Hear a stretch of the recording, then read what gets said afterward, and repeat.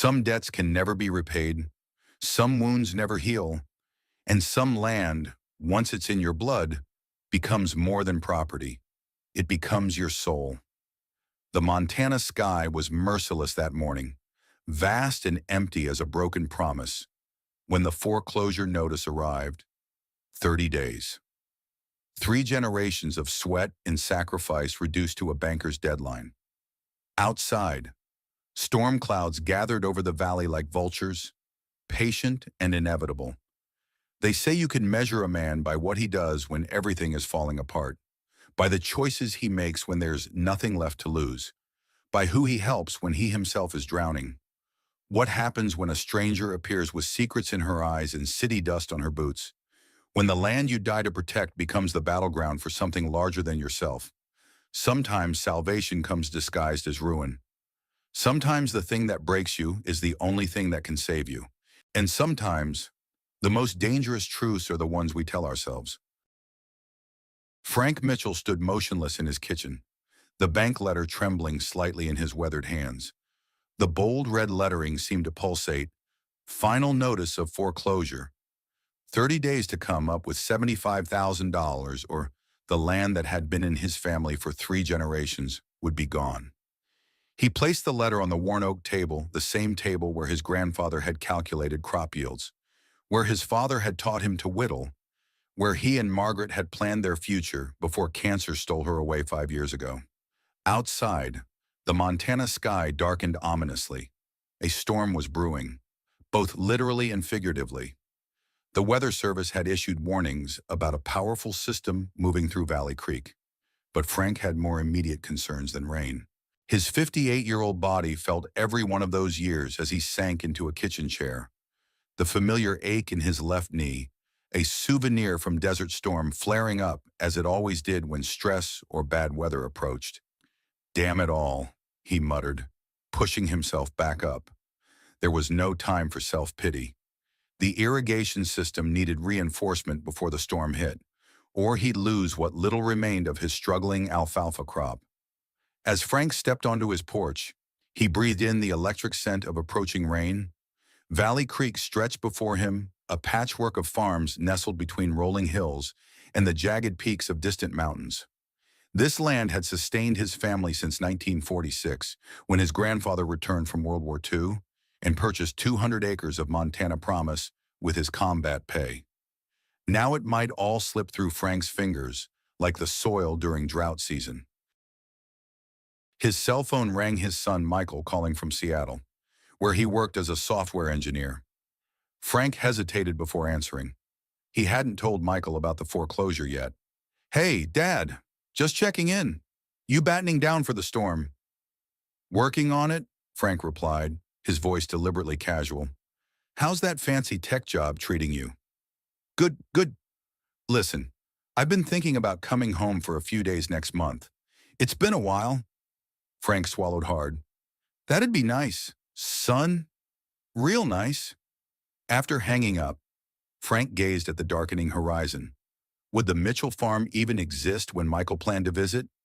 The thought was almost too painful to bear. The first fat raindrops were beginning to fall as Frank secured the last of the equipment in the barn. By the time he finished, the storm had escalated from concerning to dangerous. Wind howled through the valley, bending trees at alarming angles. Rain fell in blinding sheets, and in the distance, thunder rumbled like artillery fire. Frank was halfway to the house when he heard a sound that didn't belong to the storm. A car engine, revving desperately, followed by the unmistakable sound of metal striking rock.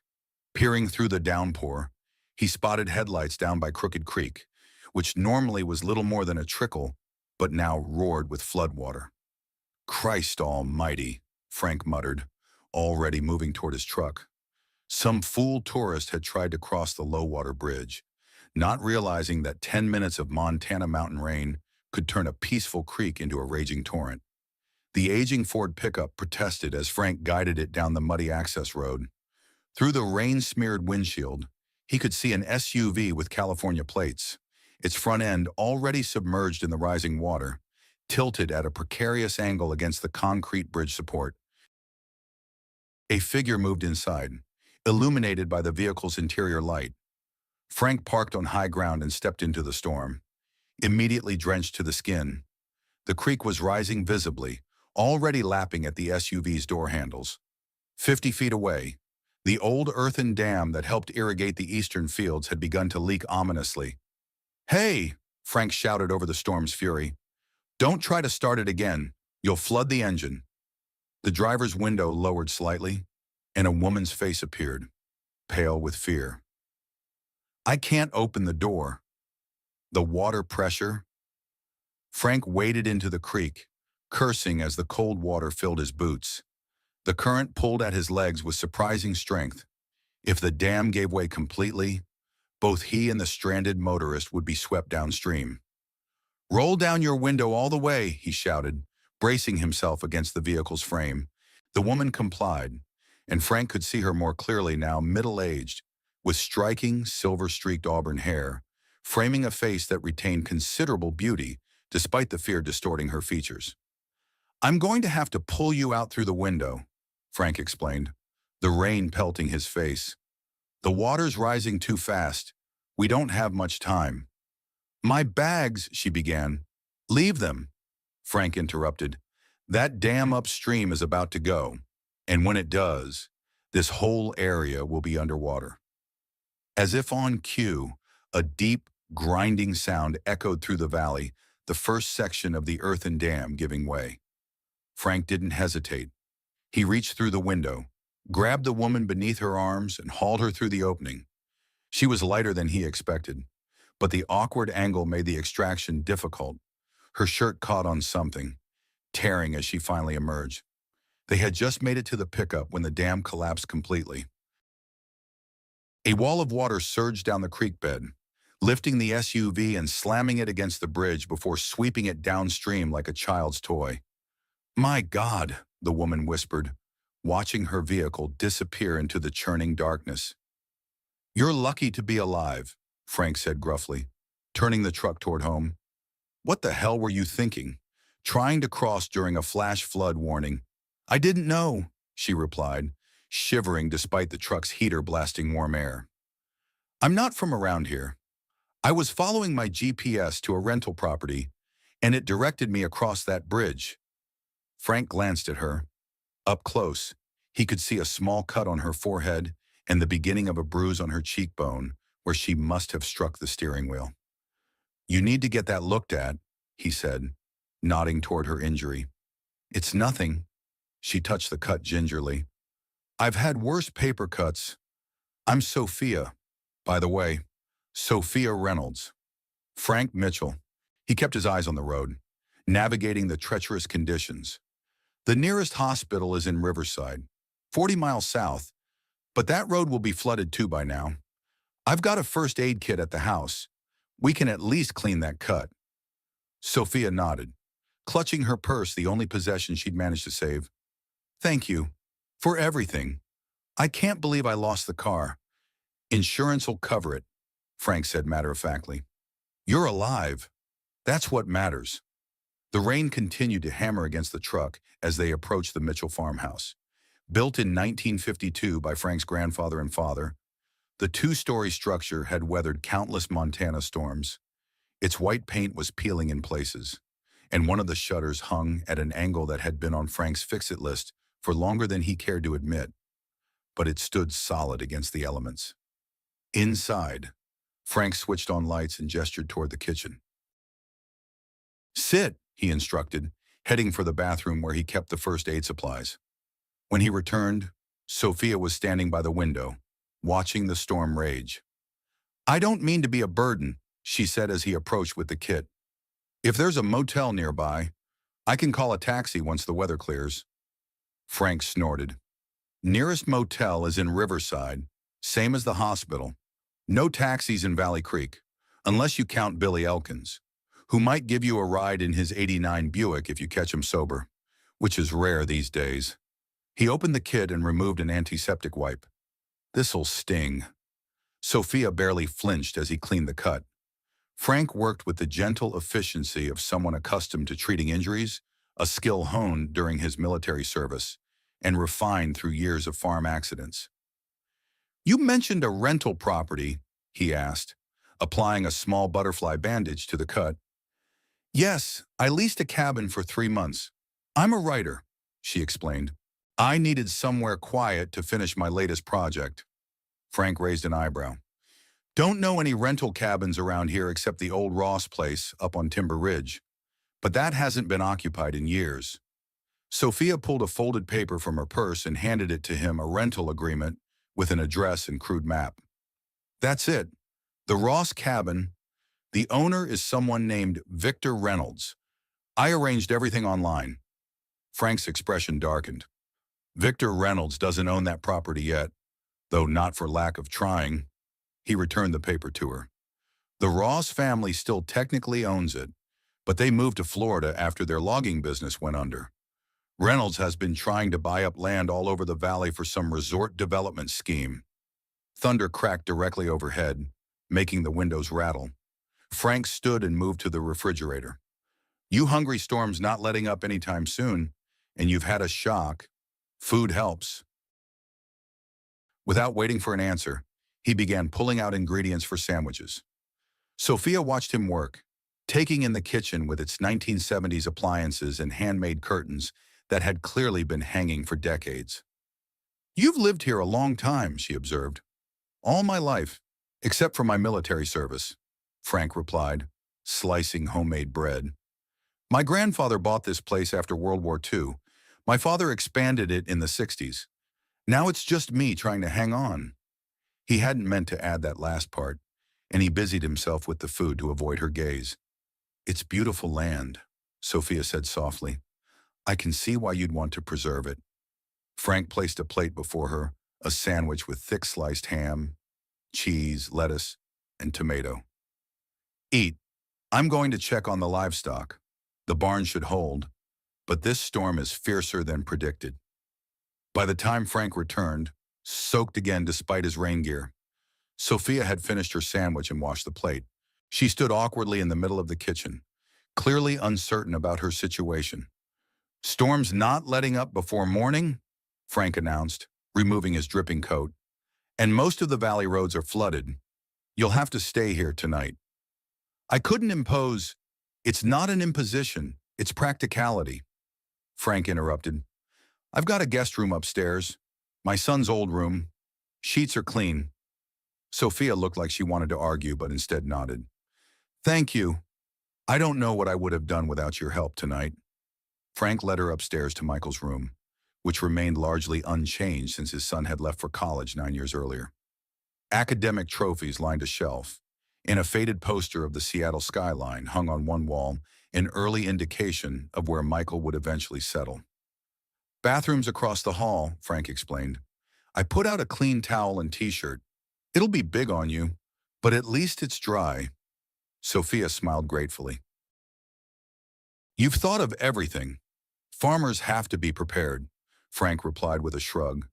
Never know what's coming next. He had no idea how true those words would prove to be.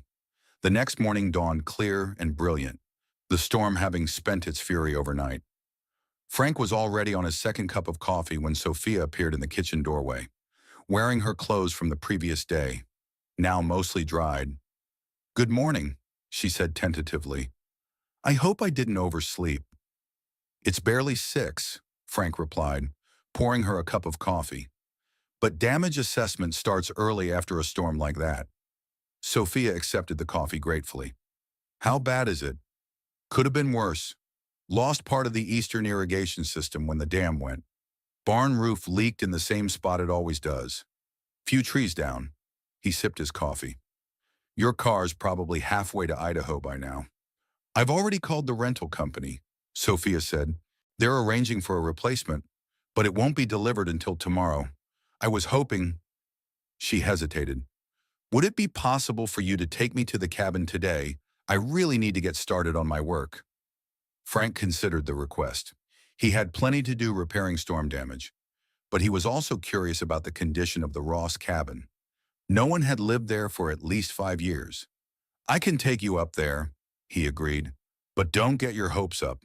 That place wasn't in great shape before the storm. An hour later, They were bumping up the rutted access road to Timber Ridge in Frank's truck. The storm had left its mark everywhere down branches, new gullies carved by rainwater, a hawk's nest blown from a tall pine. As they rounded the final bend, the Ross cabin came into view, and Frank's prediction proved accurate.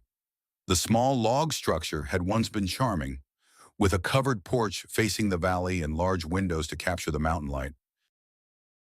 Now, one of those windows was shattered. Part of the porch roof had collapsed, and a large pine branch had punched through the rear of the building. "Oh," Sophia said quietly, her disappointment evident. Frank parked and they approached the damaged cabin cautiously. The interior was damp, with rainwater pooled on the wooden floors. The branch had crashed through the bathroom, rupturing a pipe that had sprayed water until the pressure dropped. "This isn't habitable," Frank declared after a brief inspection. "Structural damage, broken plumbing, probably electrical issues too. You can't stay here." Sophia stood in the middle of the main room, surveying the damage with a composed expression that surprised Frank. He had expected tears or anger, not this thoughtful assessment. "How long would it take to repair?" she asked. Frank scratched his stubbled chin. "Couple weeks, minimum. That's if you can find someone to do it. Contractors around here are backed up for months, especially after a storm." "Could you do it?" Sophia asked directly. The question caught Frank off guard. "Me? You're clearly handy," she continued. "This place isn't that large. I'd pay you." "Of course." "Very well." Frank almost laughed. "Ma'am, I've got a farm to run, storm damage to repair on my own place."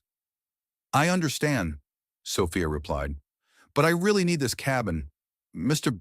Mitchell, I came here specifically for the solitude and views. My work depends on it." She paused. "I'd pay $10,000 for the repairs, plus materials." Frank stared at her.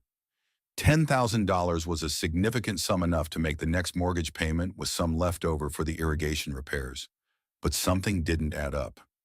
"That's a lot of money for a few weeks' worth of repairs," he said slowly. "What kind of writing pays that well?"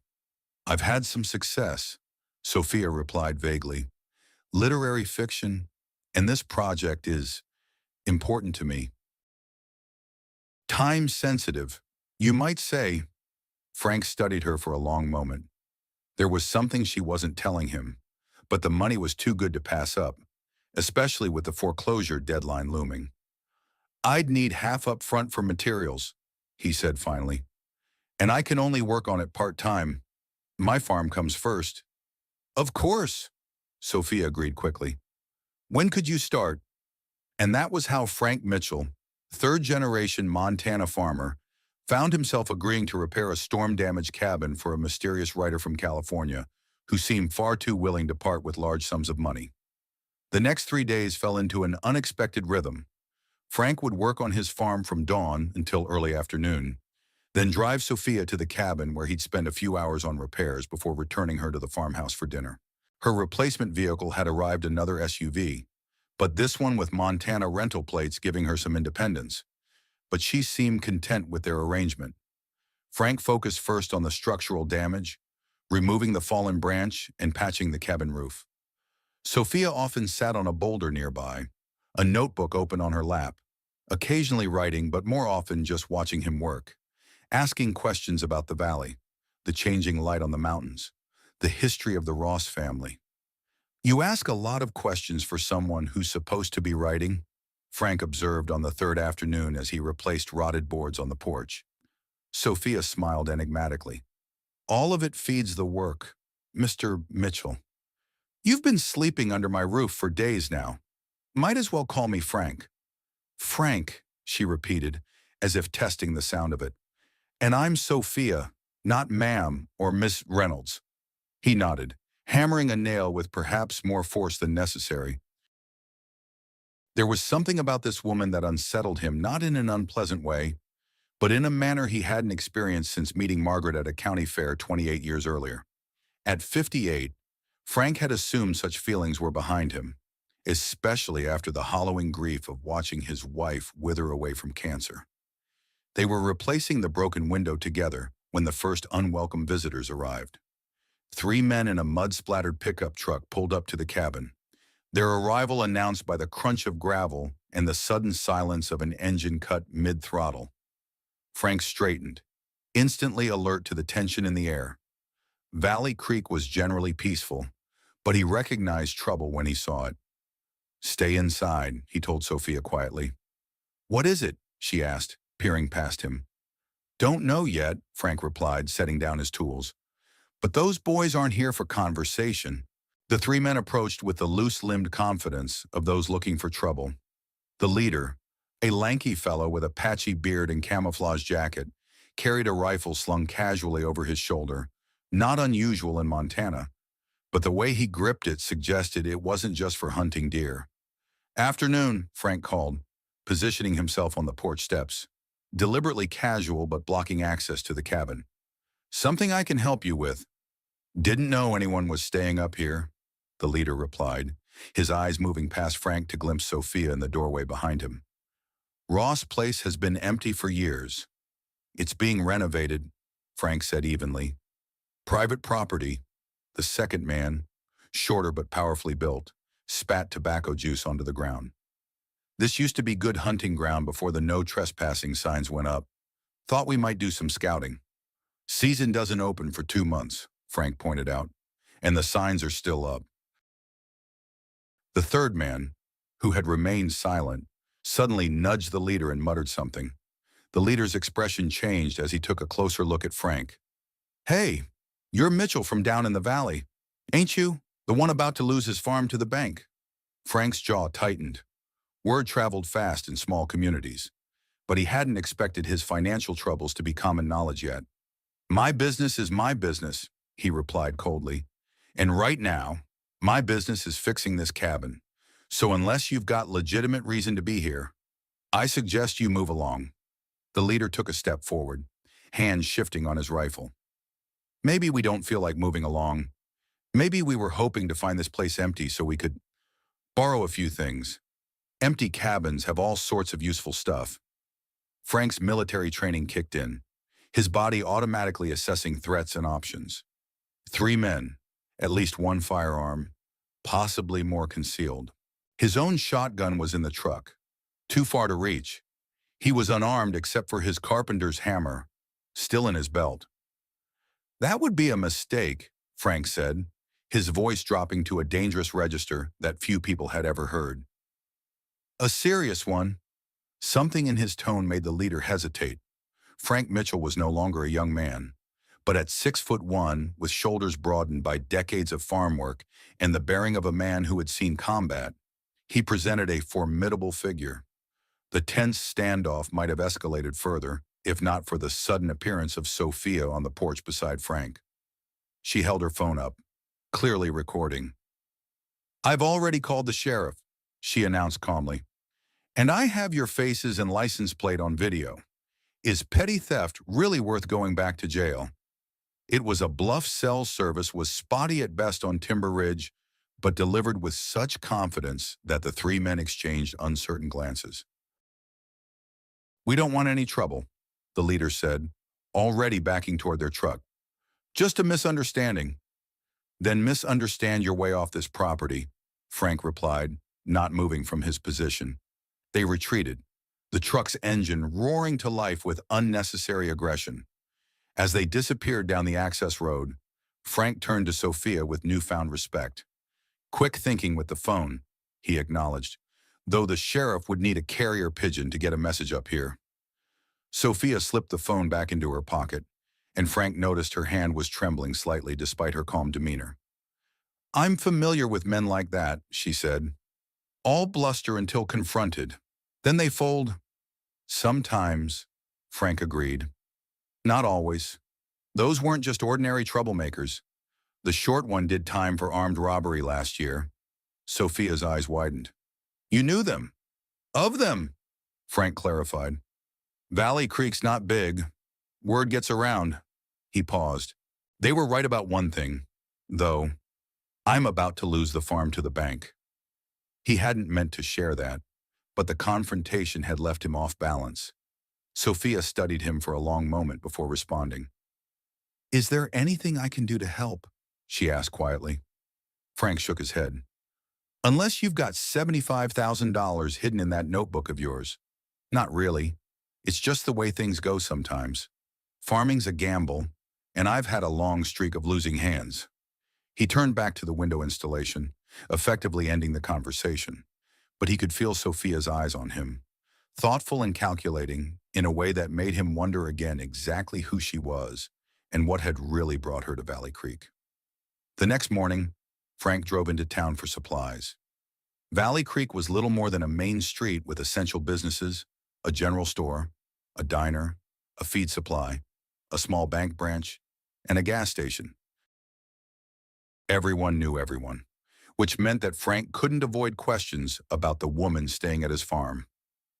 "Heard you took in one of those California types during the storm," said Hank Peterson, owner of the hardware store, as he rang up Frank's purchases. "Mary Beth at the diner says she's some kind of writer. Just helping someone in need," Frank replied noncommittally. "She's renting the Ross cabin." Hank's bushy eyebrows shot up. "That old place, it was falling apart before the storm hit it." "I'm fixing it up," Frank said, counting out cash for the supplies. "Since when are you in the contracting business? Thought you had enough work keeping that farm running." Frank pocketed his change. "She's paying well. Times are tough." Understanding dawned on Hank's weathered face. Like everyone else in Valley Creek, he had probably heard about the foreclosure notice. "Ah, well, good for you." Then, as Frank loaded supplies into his truck, he noticed a sleek black Mercedes parked outside the bank, a vehicle that screamed, "Not from around here," even louder than Sophia's rental SUV. His curiosity was satisfied moments later when Victor Reynolds emerged from the bank, engaged in animated conversation with the branch manager. Reynolds was a study in calculated image expensive suit tailored to hide his spreading middle, salt and pepper hair styled to suggest vigor rather than age, a smile that never reached his eyes.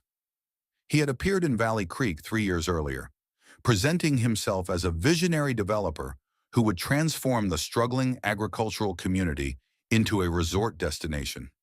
Frank had disliked him on sight and rebuffed his initial offer to buy the Mitchell farm. Since then, Reynolds had acquired several properties in the valley, including the foreclosed Johnson Place and Old Man Wilkins' hunting acreage.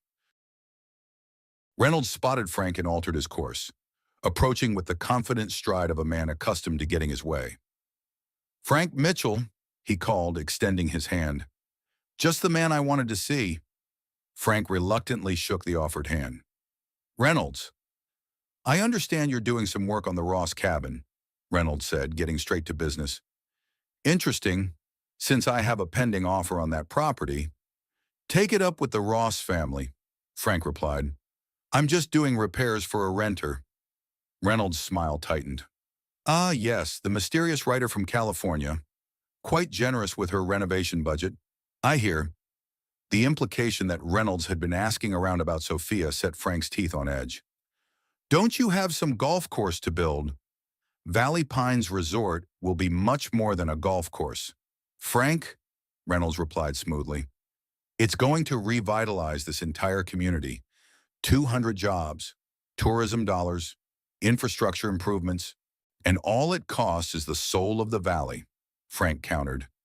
"Turning family farms into vacation condos for rich folks who'll visit twice a year." Reynolds sighed as if dealing with a stubborn child. "Progress is inevitable. Frank, the small family farm is dying all across America. You can either profit from the change or be crushed by it." He paused. "Speaking of which, I heard about your situation with the bank. 30 days isn't much time to come up with $75,000. The casual mention of his private financial troubles felt like a violation. "Been busy, haven't you?" "I make it my business to stay informed," Reynolds replied. "My offer still stands $850,000 for the Mitchell property. More than fair in today's market, especially considering your circumstances." The offer was indeed generous enough to pay off the bank and leave Frank with a comfortable nest egg. But accepting would mean the end of his family's legacy and a victory for everything he despised about Reynolds' vision for Valley Creek. Not interested, Frank said flatly. Reynolds shook his head with exaggerated regret. Pride is expensive. Frank, when the bank forecloses, you'll get much less at auction, and I'll likely buy it anyway. He reached into his jacket and produced a business card. When you reconsider, call me. The offer expires when your time with the bank does. Frank left the card on the ground where it fell and climbed into his truck. As he drove back toward the farm, his knuckles white on the steering wheel, he couldn't shake the feeling that the walls were closing in around him. Reynolds' interest in his conversation with Sophia troubled him deeply, suggesting that the developer had resources and connections beyond what he had previously demonstrated. When Frank arrived at the cabin later that afternoon, he found Sophia sitting on the newly repaired porch, a sketch pad open on her lap. This was new. He had only seen her with her writing notebook before. Branching out from writing, he asked. Unloading supplies from the truck. Sophia quickly closed the pad. Just doodling. Helps me think. She stood and approached the truck. Need help carrying anything? Frank handed her a bag of lighter items and took the lumber himself. Met your landlord in town today, he said casually, watching for her reaction. Victor Reynolds seems very interested in you. Sophia's step faltered momentarily. Oh, what did he say? That he has a pending offer on this property, which makes me wonder how he's renting it to you. She set the bag down inside the cabin door. The Ross family granted him authority to manage the property while the sale is being negotiated. Perfectly legitimate. And your connection to Reynolds, Sophia met his gaze directly. I found the rental listing online. There's no connection beyond that of tenant and property manager. She paused. Why the interrogation? Frank. He busied himself organizing tools. Reynolds isn't well liked around here. He's buying up land to build a resort that would change the character of the entire valley. Those of us with deep roots find that troubling. And you think I'm part of his plan somehow? Sophia sounded genuinely surprised. I assure you, I'm just a writer looking for a quiet place to work. Speaking of which, how much longer until the cabin is habitable? The basic repairs, at least. The change of subject was obvious, but Frank allowed it. Plumbing's fixed, roof doesn't leak, windows in. Still need to repair the porch roof and assess the electrical system. But you could probably move in tomorrow if you're not too particular about comfort. Tomorrow would be perfect, Sophia said, relief evident in her voice. You've been very kind, Frank, but I really do need my own space to work effectively. Frank nodded, trying to ignore the twinge of disappointment at the prospect of her leaving his farmhouse. He had grown accustomed to their evening conversations over dinner, to the sound of another person moving about the old house. It had been a long time since he had shared his space or his thoughts with anyone. As he worked on the porch roof, Frank found his eyes drawn repeatedly to Sophia, who had reopened her sketch pad and was working with focused intensity. From his elevated position, he could occasionally glimpse what she was drawing, not idle doodles as she had claimed, but a detailed landscape study of the valley vista. The skill evident in her work surpassed mere hobby level, suggesting formal training. Another piece of the puzzle that was Sophia Reynolds, Frank thought. A writer who drew like an artist, who handled confrontation with unusual composure, who carried herself with an unplaceable elegance that seemed at odds with her claimed profession. The incongruities bothered him, not because he suspected her of malicious intent, but because he found himself increasingly drawn to her, and distrust was a poor foundation for any relationship. The afternoon was fading into early evening when they heard the sound of a vehicle approaching. Frank tensed, remembering their previous visitors, but the engine's purr was too refined to be the poacher's truck. Expecting someone, he asked Sophia, who shook her head, looking equally concerned. The black Mercedes that appeared around the bend confirmed Frank's suspicions. Victor Reynolds had decided to pay a visit to his tenant. Frank descended from the roof as the developer parked and emerged from his vehicle. today dressed in what presumably passed for casual attire among his set-pressed khakis and a polo shirt that probably cost more than Frank's monthly grocery budget. "Mr. Reynolds," Sophia greeted him, closing her sketch pad and setting it aside. "This is a surprise. Ms. Reynolds," Victor replied with a smile that didn't reach his eyes. "I was in the area and thought I'd check on the cabin repairs. I understand there was significant storm damage." His gaze shifted to Frank, acknowledging him with a nod. "Mitchell, I see you've been busy." "Just about finished," Frank replied curtly. "Excellent. I appreciate you stepping in on such short notice." Reynolds turned back to Sophia. "I hope the accommodations meet your expectations. Ms. Reynolds, when you made the booking, I wasn't aware of your status." Something unspoken passed between them, a current of tension that Frank couldn't decipher. Sophia's posture stiffened almost imperceptibly. "The cabin is exactly what I needed," she replied. "Secluded, authentic, with magnificent views. Mr. Mitchell has done wonders restoring it after the storm." Reynolds' smile tightened. "Yes, he's quite the handyman. Among his many talents," he gestured toward the sketch pad. "I didn't realize you were an artist as well as a writer." "Just a hobby," Sophia said dismissively. "It helps me visualize scenes for my writing." "Of course," Reynolds checked his watch. "Well, I won't intrude on your creative process any longer. I merely wanted to ensure that everything was satisfactory." He produced a business card and handed it to Sophia. "Please call if you need anything at all during your stay." Anything. The emphasis made Frank's jaw tighten, though he couldn't have explained exactly why. There was something proprietary in Reynolds' manner, as if he considered Sophia an asset rather than a tenant. After Reynolds departed, an uncomfortable silence fell between Frank and Sophia. She stood at the edge of the porch, watching the dust settle on the access road, her expression troubled. "He seems very attentive for a property manager," Frank observed. Sophia turned to him with a forced smile. "Small-town hospitality, I suppose." "Reynolds wouldn't know hospitality if it bit him on the ass," Frank replied bluntly. "He wants something, perhaps just to ensure his tenant is happy." Frank snorted. "Reynolds doesn't care about making people happy unless there's profit in it. Whatever he's after, be careful." He hesitated, then added, "I've nearly finished here. You can move in tomorrow as planned, but I'll sleep in my truck outside tonight." "That's not necessary. Those poachers might come back," Frank interrupted. "And something tells me Reynolds' visit might have been partly to assess the cabin's defenses. I don't trust him." Sophia studied him for a long moment. "You're a good man, Frank Mitchell.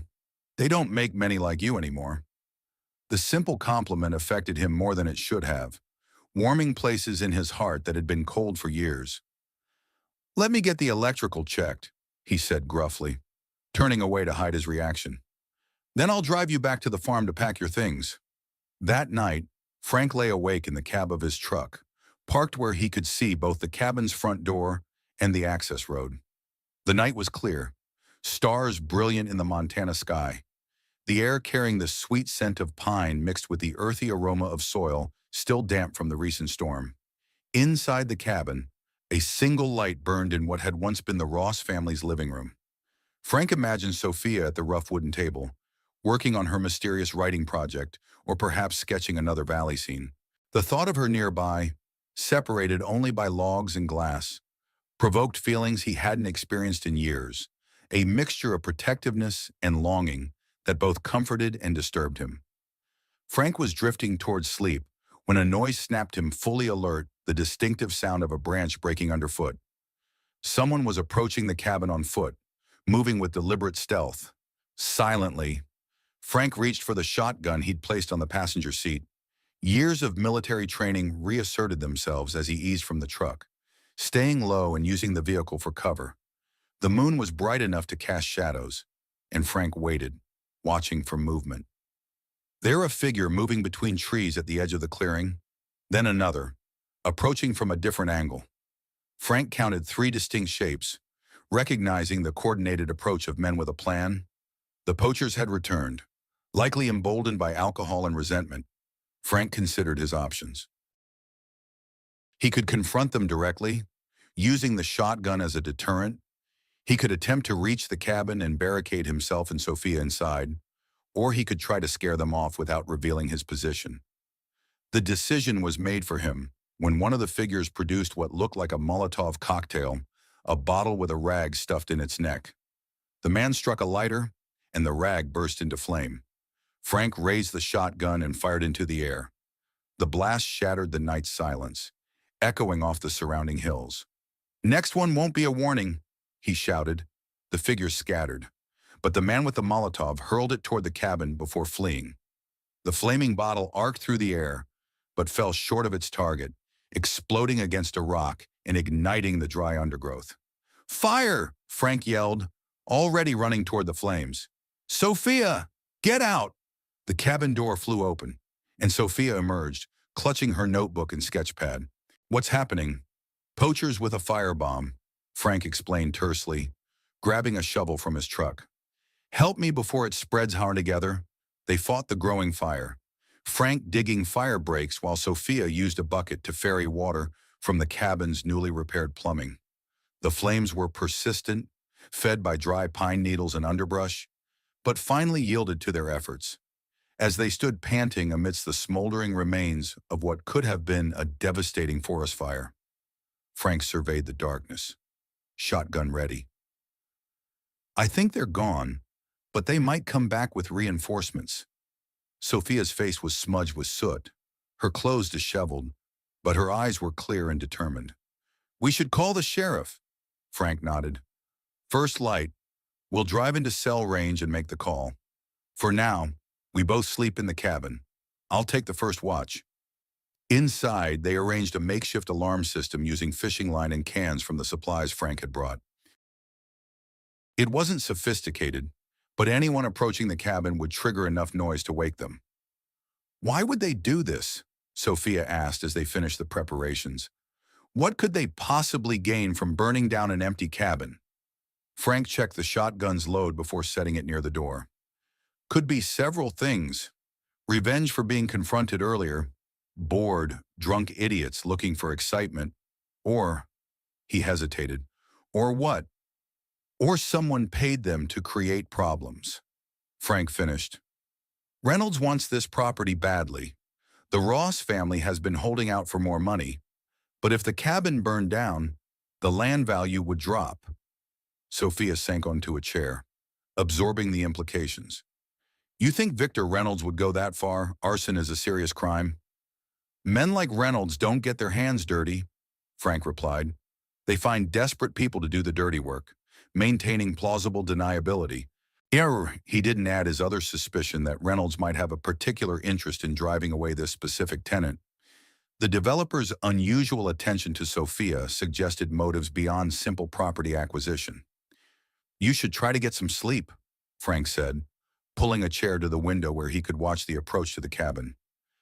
"I'll wake you in a few hours to trade places." Sophia hesitated, then impulsively reached out and squeezed his hand. "Thank you, Frank. Not just for the repairs, but for everything." The simple touch sent warmth through Frank's body, unexpected and powerful. "Just doing what anyone would do," he muttered, embarrassed by his reaction. "No," Sophia said softly. "What you're doing is extraordinary. More than I had any right to expect from a stranger." She withdrew her hand and moved to the small bedroom, pausing at the door. "Good night, Frank." "Good night," he replied, settling in for his vigil, acutely aware that Sophia Reynolds had somehow, in just a few days, become far more than a stranger to him. The next morning, they reported the incident to Sheriff Dave Larson, a childhood friend of Frank's who took the attempted arson seriously but seemed skeptical about any connection to Victor Reynolds. "Those three idiots have been causing trouble since high school," Larson said, making notes in his official booklet. "But accusing Reynolds of hiring them for arson? That's a serious claim without evidence." "Frank?" "I'm not officially accusing anyone," Frank clarified. Just noting that Reynolds has been pushing hard to acquire that property, and suddenly there's an attempt to burn it down. Seems worth looking into. Larson sighed. I'll talk to them, but don't expect much. And Frank, he glanced at Sophia, who was giving her statement to a deputy nearby. Be careful with this situation. Reynolds has a lot of influence with the county commissioners these days. He's promising jobs and tax revenue that this area desperately needs. At what cost? Dave turning Valley Creek into a playground for rich tourists while destroying everything that makes it special? The sheriff shook his head. Not my department, Frank. I just enforce the laws, not make economic policy. He closed his notebook. I'll have patrols check the cabin area more frequently for the next few weeks. Best I can do. As they drove back to the cabin, Frank brooded over the conversation. The sheriff's reluctance to confront Reynolds directly confirmed what he had suspected: the developer's influence was growing. His promises of economic revitalization swaying local officials who saw only dollar signs instead of the true cost to the valley's character and heritage. You're very quiet, Sophia observed, breaking the silence. Frank gripped the steering wheel tighter. Just thinking about how things change. Valley Creek used to be a place where everyone looked out for each other. Now it's every man for himself, scrambling for whatever crumbs Reynolds and his kind deign to throw our way.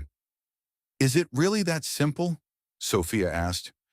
I can understand wanting to preserve tradition and heritage, but if young people are leaving because there are no opportunities, if families can't make ends meet, you sound like Reynolds, Frank snapped, then immediately regretted his tone. Sorry, it's a sore spot. My son left for the same reasons: no future here. He said, and he wasn't wrong, but there are ways to create opportunity without destroying what makes a place special. Sophia nodded thoughtfully. Like what? Sustainable tourism that celebrates the valley's agricultural heritage instead of paving over it. Processing facilities for value-added products from local farms. Artist retreats that utilize existing structures. Frank surprised himself with the ideas that had apparently been percolating in his subconscious. The problem with Reynolds' vision is that it erases what's already here instead of building on it. That's quite insightful, Sophia said, studying him with newfound interest.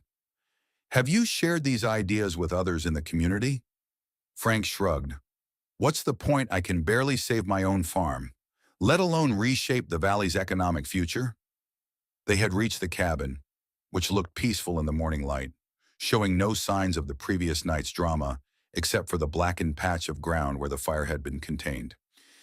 I should finish moving in, Sophia said as they parked. Make this place properly habitable. Frank nodded, suddenly aware that their unusual arrangement was shifting. With the cabin repairs essentially complete, his legitimate reasons for being there were dwindling. I'll check the electrical one more time. Make sure everything's safe, he offered, not quite ready to leave. As he worked, testing outlets and examining the ancient fuse box, Frank found himself watching Sophia from the corner of his eye.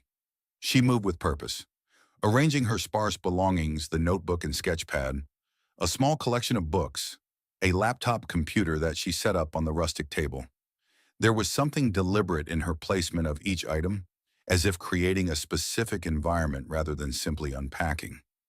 By mid-afternoon, the cabin had been transformed from an empty shell to a functional, if Spartan, living space. Frank had run out of reasons to stay, yet found himself lingering, inventing small tasks that needed attention. I think that's everything, he finally admitted, replacing a screwdriver in his toolbox. It's perfect, Sophia declared, surveying the space with evident satisfaction. Exactly what I needed. She turned to him, her expression softening. I can't thank you enough. Frank, you've gone above and beyond what anyone could have expected. Just doing the job, he replied awkwardly, unused to praise. No, Sophia insisted. You did much more than repair a cabin. You rescued me from a flood, opened your home to a stranger, protected me from those men. You've been a guardian angel. Frank felt heat rise in his cheeks. Hardly an angel. Just a farmer with some skills and too much time on his hands. And modest, too, Sophia said with a smile that reached her eyes. Will you stay for dinner? It's the least I can do. I'm not much of a cook, but I make a passable pasta dish. The invitation caught Frank off guard. He had assumed their unusual association would end with the completion of the repairs, that Sophia would retreat into her writing, and he would return to the grim reality of his farm's impending foreclosure. I'd like that, he heard himself say. Let me just call and check on the livestock first. As the sun began its descent toward the western peaks, Frank found himself sitting across from Sophia at the small wooden table, sharing a meal that was indeed more than passable. She had somehow transformed simple ingredients into a flavorful pasta with herbs and garlic, accompanied by a bottle of wine that she had produced from her limited luggage. To new friendships, Sophia proposed, raising her glass. New friendships, Frank echoed, the wine warming him in a way that had little to do with its alcohol content. Their conversation flowed easily, touching on books they had read, places they had visited, the changing seasons in Montana versus California. Frank found himself sharing stories he hadn't recalled in years, his father teaching him to fish in the creek that ran through their property, his mother's legendary apple pies that won ribbons at the county fair, the first calf he had delivered alone at age 12. In turn, Sophia spoke of growing up in San Francisco, her early love of art and literature, travels through Europe in her 20s, but Frank noticed she rarely mentioned her current life or specific details about her writing career. When he asked about her family, she deftly changed the subject. Do you miss it? Frank asked as they moved to the porch after dinner. The valley spread before them like a painting, twilight softening its contours. The city, I mean, all this isolation must be quite a change. Sophia gazed at the darkening landscape. I miss certain conveniences, certain people, but there's a clarity here that I've been searching for. In the city, everything is noise, literal and figurative. Here, I can hear myself think, see things as they truly are. She turned to him, her expression serious in the fading light. What about you?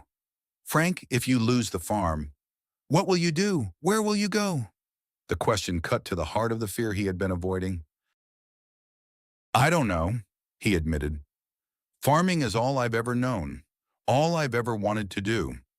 Michael, my son, has offered me a place in Seattle, but I can't imagine living in a city, trapped in an apartment like a caged animal. There are other farms, other places, Sophia suggested gently. Frank shook his head. Not for me. Every inch of that land has Mitchell blood and sweat in it. My grandfather's fingerprints are on the barn beams. My father's footprints are in the concrete of the milking parlor floor. Margaret's rose bushes still bloom by the kitchen door. His voice roughened. If I lose it, I lose them too. In a way, Sophia was silent for a long moment. I understand attachment to place, she said finally. The way it becomes part of your identity, shapes who you are. She hesitated. But sometimes losing one thing opens the door to discovering another. Sometimes what feels like an ending is actually a beginning. Frank wanted to dismiss the platitude, but there was something in her tone that suggested personal experience, hard-won wisdom rather than empty consolation. Maybe, he conceded, but this particular ending feels pretty damn final. The conversation might have continued further if not for the distant sound of an approaching vehicle. Frank tensed, remembering the previous night's visitors, but the headlights that appeared around the bend belonged to a familiar county sheriff's patrol car. Dave Larson stepped out, his expression grim as he approached the porch. Frank, Ms. Reynolds, sorry to disturb your evening. What is it, Dave? Frank asked, recognizing the particular set of his friend's shoulders that signaled bad news. We caught 2 of the 3 men from last night, Larson reported. They were drunk again, bragging about the prank at the old Ross place. He paused. They admitted to the attempted arson but claimed they were paid to do it. Frank's eyes narrowed. By Reynolds. Larson shook his head. That's just it. They say they were hired by someone claiming to represent Ms. Reynolds here. He turned to Sophia. They described a man who showed them a photograph of you, said you were an art thief who had stolen valuable paintings, told them scaring you off would be a public service. Frank stared at Sophia, whose face had gone pale. Art thief, that's ridiculous. Of course it is, Larson agreed. But it raises some questions. Why would someone want to frighten Ms. Reynolds away from Valley Creek? And why use that particular story? Sophia had regained her composure, but her knuckles were white where she gripped her wineglass. I have no idea. Perhaps it was simply a convenient lie to motivate them. Larson studied her with the neutral expression he had perfected over 2 decades in law enforcement. Perhaps, but it's an oddly specific lie. Don't you think, especially since a quick internet search of your name doesn't turn up any published books, despite your claim to be a successful writer? The implication hung in the air, heavy and unavoidable. Frank looked at Sophia, suddenly uncertain about everything he thought he knew about her. I write under a pseudonym, Sophia said smoothly. Many authors do, for privacy. And what would that pseudonym be? Larson asked. I'm not obligated to share that information, Sophia replied, her tone cooling. Is there an actual accusation here? Sheriff, am I suspected of a crime? Larson shook his head. No, ma'am. Just trying to understand the situation. Someone went to considerable trouble to frighten you, possibly harm you. That concerns me. It concerns me as well, Sophia acknowledged. But I assure you, I am not an art thief. I'm simply a writer seeking solitude to complete an important project. The sheriff nodded, clearly unsatisfied but recognizing the limits of his authority. All right, I've increased patrols in this area, as promised. If you see or hear anything suspicious, call immediately. He handed her a card with his direct number. Cell service is spotty up here, but there's a landline in the cabin that should work in an emergency. After Larson departed, an uncomfortable silence fell between Frank and Sophia. The easy camaraderie of their dinner had evaporated, replaced by the weight of unasked questions. I should go, Frank said finally, gathering his tools. It's getting late, and I have an early start tomorrow. Sophia stood, her expression unreadable in the gathering darkness. Of course. Thank you again for everything. Frank. He paused at the steps, torn between the desire to simply leave and the need to address what had just happened. Sophia, he began, uncertain how to proceed. I don't know what's going on here, but I think you owe me some truth. Who are you, really? And why would someone go to such lengths to drive you away? She met his gaze steadily. I've told you who I am. As for why someone would want me gone, she hesitated. I can only assume it's related to this property somehow. Perhaps Reynolds has plans he doesn't want witnessed or documented. It was a plausible explanation, but Frank sensed there was more she wasn't saying. Still, he had no right to demand her secrets, especially when he had his own reasons for keeping certain truths private. Just be careful, he advised. Whatever's happening here, it's escalating. Keep the doors locked, and call me if anything seems off. Day or night? Sophia nodded, her expression softening. I will. And Frank, I meant what I said earlier. You've been a guardian angel when I needed one most. I won't forget that. As Frank drove back to his farm, the evening's events replayed in his mind. Sheriff Larson's revelation about the art thief accusation was bizarre, yet somehow not entirely surprising. From the moment he had pulled Sophia from her flooding car, Frank had sensed there was more to her than met the eye. The question was whether that more represented a danger to him or to Valley Creek, and whether his growing feelings for this mysterious woman were blinding him to potential threats. By the time he reached the farmhouse, stars were scattered across the Montana sky like spilled diamonds. Frank stepped onto his porch and looked out over the land that had been his family's for generations. Land that would soon be lost unless a miracle occurred. What would you do, Dad? He murmured to the night air. What's the right path here? Only the crickets answered, Their chorus a reminder that nature continued its cycles regardless of human troubles. Frank sighed and entered the empty house, suddenly aware of how thoroughly Sophia's brief presence had dispelled the loneliness that had become his constant companion. Whatever secret she was keeping, whatever her true purpose in Valley Creek, Frank Mitchell was beginning to realize that Sophia Reynolds had awakened something in him that he had thought died, with Margaret hope for a future that might contain more than solitary perseverance against mounting odds.